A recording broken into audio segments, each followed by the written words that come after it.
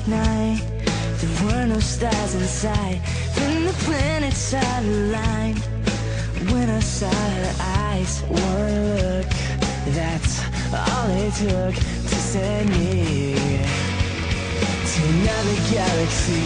And she said she was on her way to Mars, and she ran into a star, and she fell into my arms.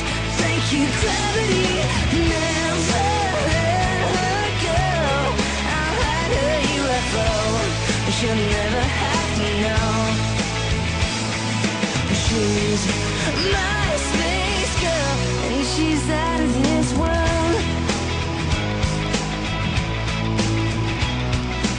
We were watching Star Wars, and she looked kinda bored. Said she'd seen it all before. Made me wonder even more. Which universe was hers? What galaxy did she call home?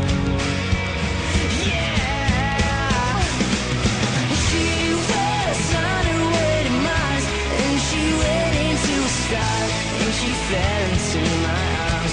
Thank you, gravity, never let her go. I'll hide her UFO, but she'll never have to know. She's my space girl, and she's out